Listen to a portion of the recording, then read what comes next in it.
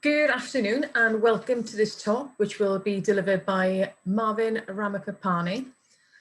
I am Laura from the Industrial Liaison Office. If you have any questions for our speaker today, there will be a Q&A at the end of the presentation. Please submit any questions that you have to the Q&A tab, which will be found at the bottom of your Zoom screen. If you would like to ask the question yourself, please make that clear when you're posting your question. This talk is part of our faculty's research showcase event. The purpose of this week-long event is to demonstrate the breadth of research capability that we have in engineering at Bristol to provide stimulus for a conversation and hopefully future collaborations. I will now hand you over to Marvin Ramokapane, who will talk about the National Research Centre on Privacy, Harm Reduction and Adversarial Influence Online. Thank you.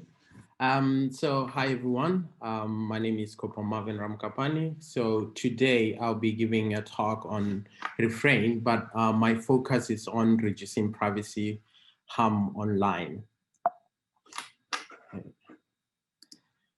So yeah, like I said, my name is Marvin and I am a security and privacy researcher in the university in this department, engineering, and I got my PhD from Lancaster University, and yeah, I have a Meng from Cardiff University. Yeah, so basically what I do is I do usability research and also try to understand how people perceive privacy. So some of the work that I do kind of just focuses on making users' lives easy online. So as you can see with the mailbox and the bin there, sometimes it can be very confusing, and we see this a lot online. So yeah, and then I also do a lot of work around helping service providers communicate with users, or also try to understand how users see information from service providers and how they basically perceive it, especially with regards to the mechanisms that service providers normally put online.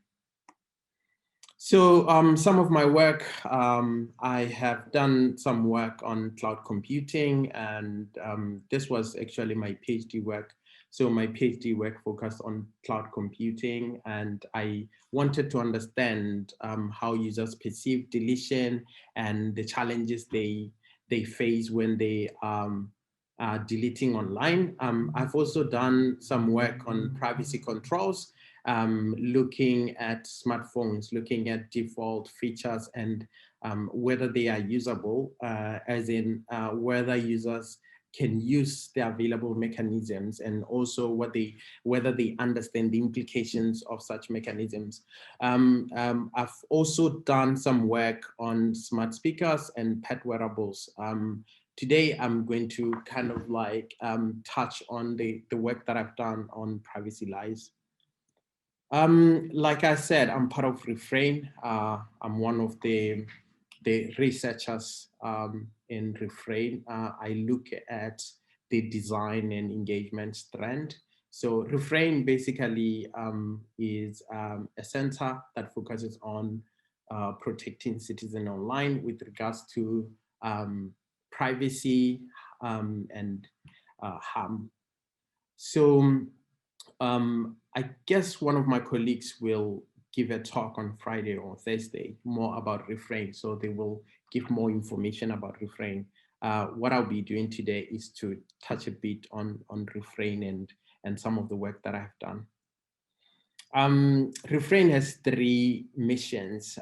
We do have the first mission number 1, which focuses on delivering privacy at scale, but also trying to mitigate misuse that can just arise from the tools and mechanisms that are provided.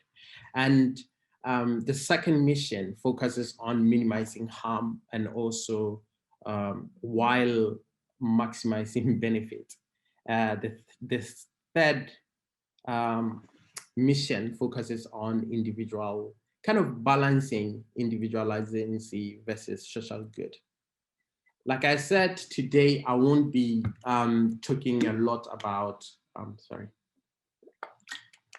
I'll not be just talking about REPHRAIN in general, but what I will try to do is just talk about some of the work that I have done that relates to REPHRAIN and that relates to mission number 2, which is basically about minimizing harm while maximizing benefits from data sharing.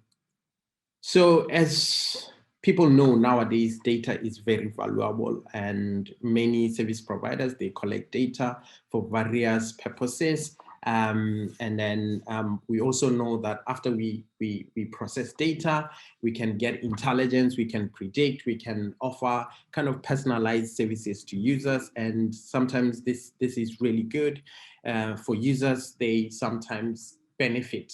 Let's say, for example, discounts and other things. But also we know with recent media or data misuse, we have learned a lot about how companies sometimes they unethically process our data, or they sometimes misuse data or the data that we've given to them. And this has kind of changed the landscape. It has kind of raised a lot of privacy issues. So nowadays, users do not want to share data. And because they don't want to share data, they come up with different mechanisms. And sometimes they use tools like privacy enhancing tools, whether they are ad blockers or VPNs, and some other people, they sometimes refrain from sharing data just because they think, oh, if I share data, it might get misused. Like I said, other people, they do decide to falsify information, and this is what I'll be looking at today. But then when we think about false information or falsifies data, it is normally bad for everyone. Sometimes people think, oh, it's just bad for service providers, but it can also be bad for users as well. So like for service providers, it can lead to wrong decisions or wrong predictions. Basically, it can give businesses wrong kind of intelligence. And but for users, it can sometimes deny them of the benefits of using the system, or sometimes it may just cause poor service. And also we know that false data, it's very expensive to clean. So false data is kind of bad for everyone. And but then the big question normally is, how can we collect data without harming users? Or how can we collect data in such a way that users will be willing to share data? So when we talk about maybe data collection in general, sometimes people think, well, maybe providers, they should stop collecting data. But then it doesn't work for providers, because providers, they need to make money, or they need to benefit from offering services. So we cannot just come up with a simple solution and say, oh, to solve this problem, providers should stop collecting data. And so today I'm gonna try to kind of bring this to attention, and also try to argue that it is indeed possible for us to kind of create a win-win situation for both providers and users. So let me just go on. Okay. In terms of past research around kind of data collection and falsified data, we learned that one of the reasons why people provide false information is because they are asked questions that they do not want to answer.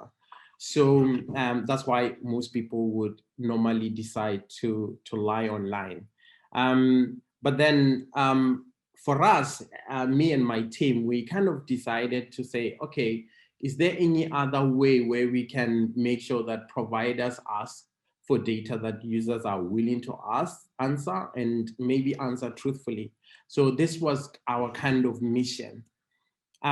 So looking at this, we had to go back to literature about privacy lies or why people lie online. And then we learned a lot. We realized that, well, there are different reasons why people lie online, also in terms of the impact of not telling the truth. So there is a lot of literature that kind of explains all these things. And some, they look at the factors or the context that lead to data falsification. What they don't really look at is how people actually lie online, or how these lies are made up. So, so it's one of the things that we wanted to explore. And the other thing was we wanted to understand the factors that influence these lies.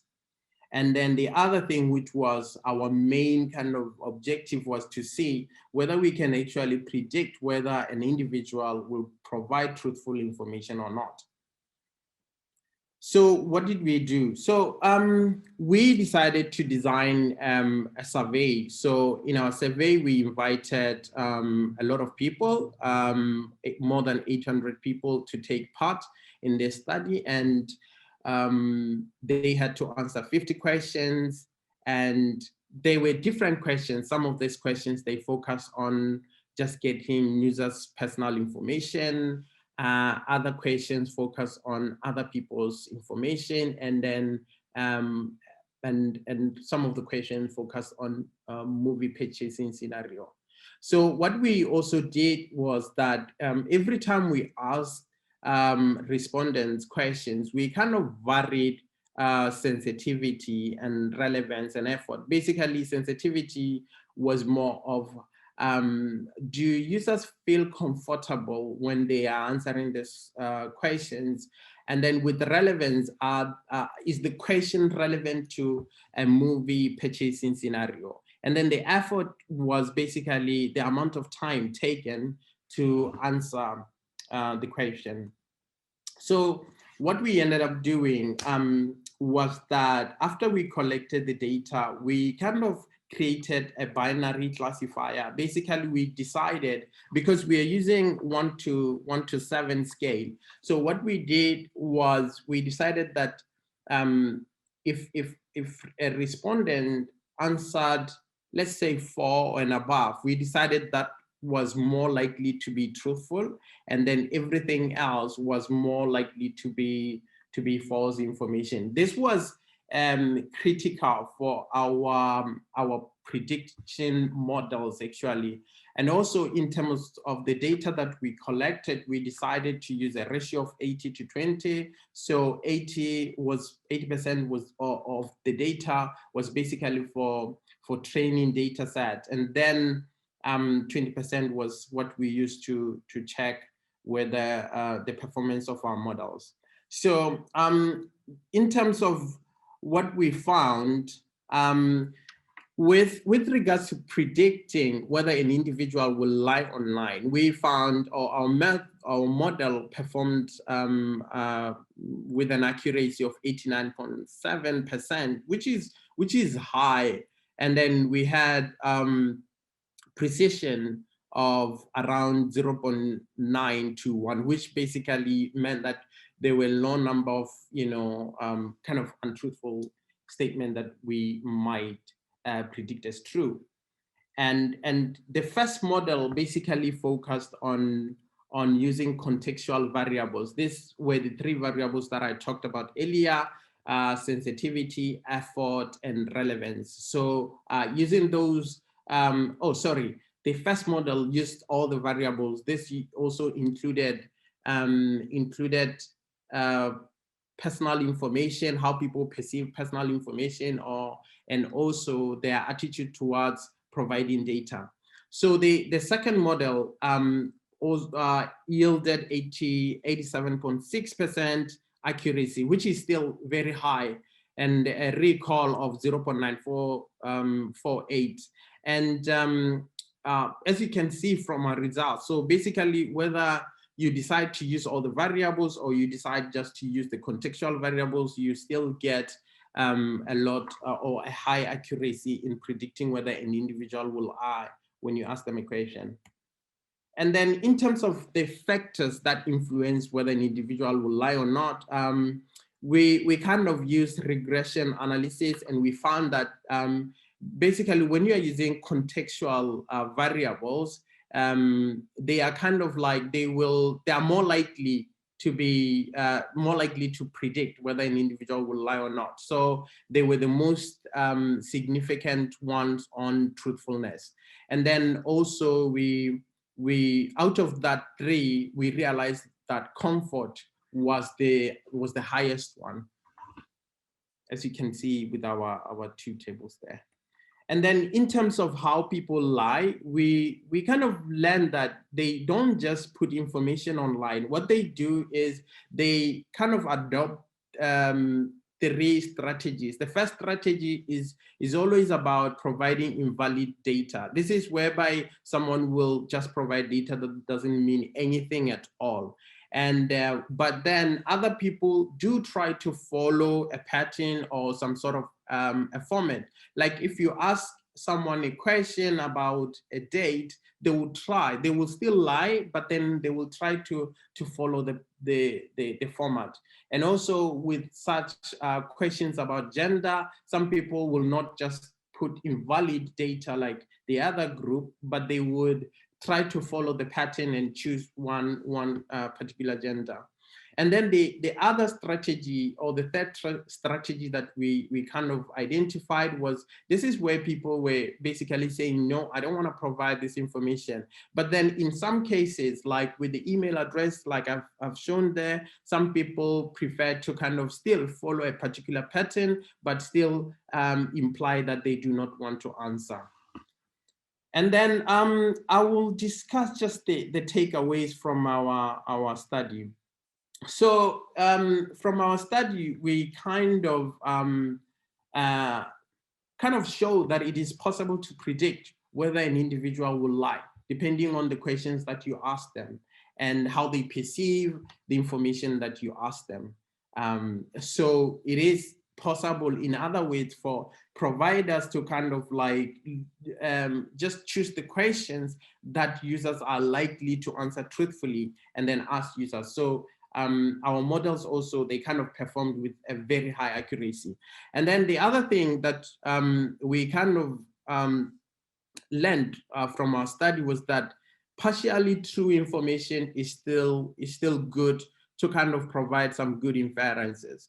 So for example, what we learned was that if you ask people for their home address, some people would decide not to put the actual home address, but they would want to put the town or the name of the street where their home is. So we still think that this information is good enough to make some inferences if a service provider wants to kind of target some particular information to people, so they can use other types of information or ask other types of questions other than the ones that people feel uncomfortable answering. And then we also kind of learned that validations, they influence how people lie. So if in your validation, if you're asking a question and then you put, for example, you want to get an email address, if you enforce email validations, then what people will likely to do, they will provide something that looks like email addresses. But then if also you put just numbers, they are likely to do that. So, so this is something that could be very useful for service providers when they're asking users questions. So what they can do is they can put some of the validations in place, because they do also reduce kind of the chances of an individual lying. Yeah. And then also in terms of paths like privacy enhancing technologies, we kind of learned that the way people try to avoid giving information online, they do kind of follow some patterns that are similar to what some pets provide. So like, for example, you saw that even when people lie, they don't really want to provide some sort of invalid information. They still try to provide information that they think, oh, people are likely to believe that this is true. So basically, I know I didn't share a lot, but this is part of our upcoming paper titled Truth or Dare, that is just understanding and predicting how users provide untruthful data online. So I'll be making another presentation next month, which will have more details. But at the moment, I'm happy to take questions. Brilliant. Thank you very much for that presentation, Marvin. We've got a couple of questions around industry and how working with industry is important. So I'll start with, why is industry involvement in your research or your type of research important? In terms of industry, basically, I think I mentioned this earlier, that it is costly to clean or to remove false data. So if people decide to kind of use our models and predict whether, individuals will answer truthfully or not, that means they will avoid asking questions that users will answer with false data. So this is kind of good for them in a way. So instead of, and also with regards to effort, we realize that this is good because instead of asking users, let's say 7 questions, you can simply just ask them 3 questions, because you can choose the questions that, okay, if I ask them these 3 questions, they're likely to tell the truth. And also is that we learned that you don't really need a lot of information in order to make some inferences, because currently most service providers, they tend to ask for a lot of information thinking, oh, if we have a lot of information, then we are likely to do something that is useful. Yeah, I hope I answered the question. Yeah, brilliant. We have a question from Sarah A. Mm-hmm. What do you think needs to happen next with this research, and what could happen over the next few years? Basically, what we are planning to do is we are planning to look at other factors that basically would influence truthfulness, and also try to see whether when we remove some of the variables that we use in our models, whether our models will still perform very well. So like you saw, more than 80% prediction accuracy, I think is good, but we are still trying to aim to get somewhere up to 90 or 95, something like that. So it could be very useful. And also it's just trying also to help. I think we also want to kind of include the service providers themselves and see what do they really care about when they ask questions, and also to see, can we incorporate those things into our model? Brilliant, thank you. I think this next question links a little bit to the previous question, but it's more about where you would like to see your research in the next 5 years. So how would you see your particular part of the research developing, or where would it be in the next 5 years?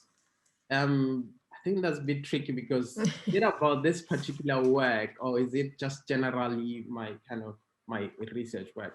But maybe to say in terms of this work, I think there's still opportunities to understand how people lie, because we kind of learned from previous literature that there are other things that influence lies. So I think for me, in terms of predicting truthfulness, I think I want to do more work around that.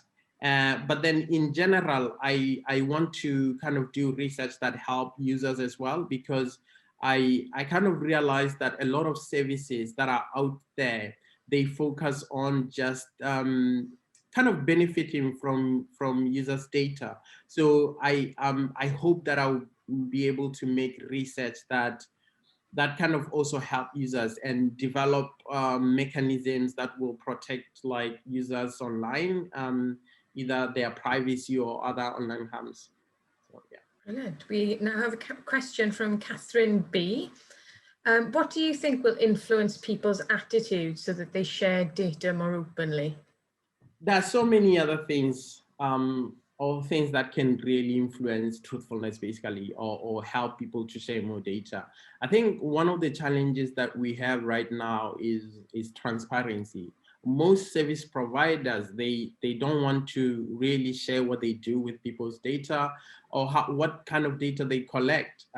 You find that a lot of service providers, they have different, let's say, algorithms to do loads of stuff, but they never want to share this information with the users. So I think if we can get a bit of transparency from service providers, then people will kind of trust, develop this trust, and then they think, oh, if I give my information to these people, they are more likely to treat it well, protect it. Because like, as I said also at the beginning, one of the missions of REPHRAIN is to kind of help users participate online so that they can also benefit online, because there are so many things that we do online, and I believe that we can even do more and benefit more as users, not just the service providers. Brilliant. Well, I will like to thank you for your talk today, Marvin, and we'll bring this session to a close. I'd like to thank all the attendees. I'd like to thank you all for attending and for your questions. Thanks also to our speaker, Marvin Ramokapane. In the current climate online, with online delivery, we would really like to do this in person, but appreciate it's not as interactive as we'd like to, and those nice conversations that we could have over a cup of tea, a biscuit, or a piece of fruit. If what you've heard today or throughout the week has captured your interest, please do get in touch with us. The Industrial Liaison Office is here to connect you with our academics, students, and contact details will be sent after the event. So again, I'd like to thank everyone for their attendance and Marvin for his really good detailed presentation. Thank you very much.